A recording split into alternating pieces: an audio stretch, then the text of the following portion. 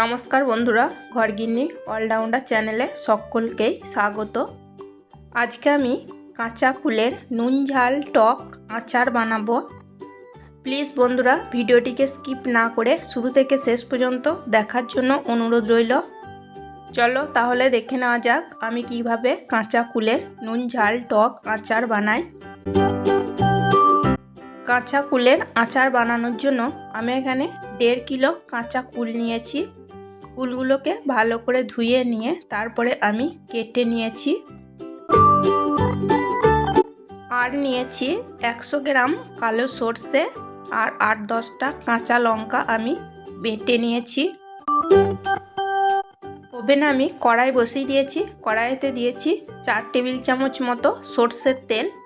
সর্ষের তেল গরম করে নিয়ে এখন ফোড়নের জন্য দিয়ে দেব 1 চামচ জিরে, 1 চামচ কালো জিরে আর 4-5টা শুকনো লঙ্কা। জিরে, কালো জিরে এবং শুকনো লঙ্কা তেলে একটু নাড়াচাড়া করে ভেজে নেব। দেখো খুব ভালো করে আমি ভেজে নিয়েছি। এখন আমি দিয়ে দেব 100 গ্রাম কালো সর্ষে আর 8-10টা কাঁচা লঙ্কা বাটা। একটু নাড়াচাড়া করে নিয়ে দিয়ে দেব মশলার বাটিটা ধুয়েই খুব অল্প পরিমাণ জল, কারণ এখানে আমি আচার বানাতে কোনো রকম জলের ব্যবহার করব না। সামান্য একটু জল আমি দিয়ে দিয়েছি। এখন দিয়ে দিচ্ছি টেস্ট অনুযায়ী লবণ আর দিচ্ছি 1 চামচ হলুদ এবং লবণ নাড়াচাড়া করে মশলার সাথে খুব ভালো করে মিশিয়ে নেব এবং মশলাটাকে খুব ভালো করে কষিয়ে নেব মিডিয়াম টু লো ফ্লেমে। দেখো মশলাটা আমি খুব ভালো করে কষিয়ে নিয়েছি। মশলা থেকে তেল ছাড়তে শুরু করেছে। এখন আমি যে কুলগুলো কেটে রেখেছি কাঁচা কুলগুলো, সেগুলো আমি দিয়ে দিচ্ছি। কুলগুলোকে দিয়ে দেওয়ার পর মশলার সাথে নাড়াচাড়া করে খুব ভালো করে মিশিয়ে নেব। গ্যাসের ফ্লেম হাই টু মিডিয়াম রাখবো। হাই টু মিডিয়াম ফ্লেমেই আমি মশলার সাথে কুলগুলোকে খুব ভালো করে মিশিয়ে নেব। তোমরা পাকা কুলের আচার অনেকেই বানিয়ে খেয়েছো।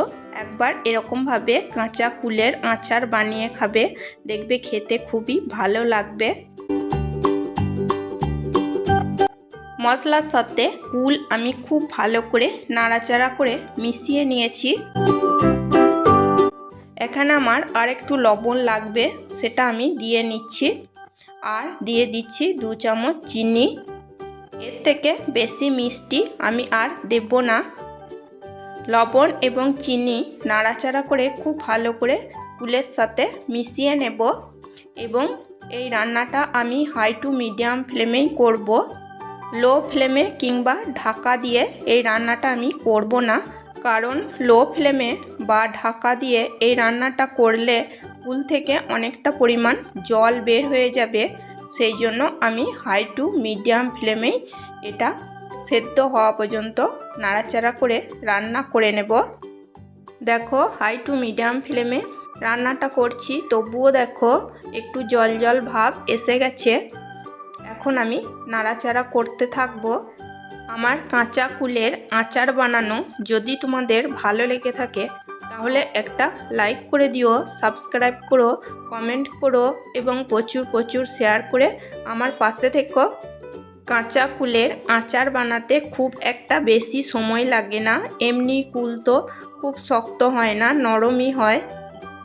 15 মিনিট মতো আমি কুলের আচারটা রান্না করে নিয়েছি।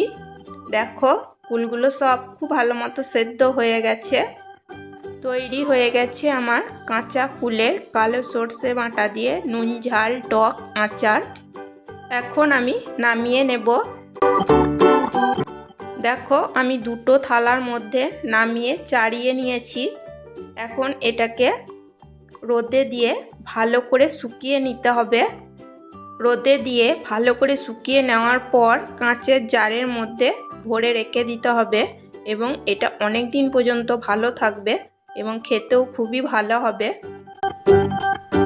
দেখো বন্ধুরা, আমি 4-5 দিন মতো রোদে দিয়েছি। দেখো অনেকটাই শুকিয়ে গেছে। এর মধ্যে একদমই রসালো ভাব থাকবে না, সেরকমভাবে আমি শুকিয়ে নেব। দেখো অনেকটাই শুকিয়ে গেছে।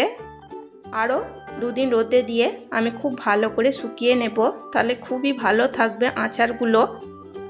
যারা মিষ্টি আচার খেতে পছন্দ করো না, তারা এইভাবে নুন ঝাল টক আচার বানিয়ে খেতে পারো, দেখবে খেতে খুবই ভালো লাগবে। আজকের মতো এই পর্যন্তই। আবার আসবো অন্য কোনো নতুন রেসিপি নিয়ে। সবাই সুস্থ থাকবে, ভালো থাকবে। চলো টাটা, বাই।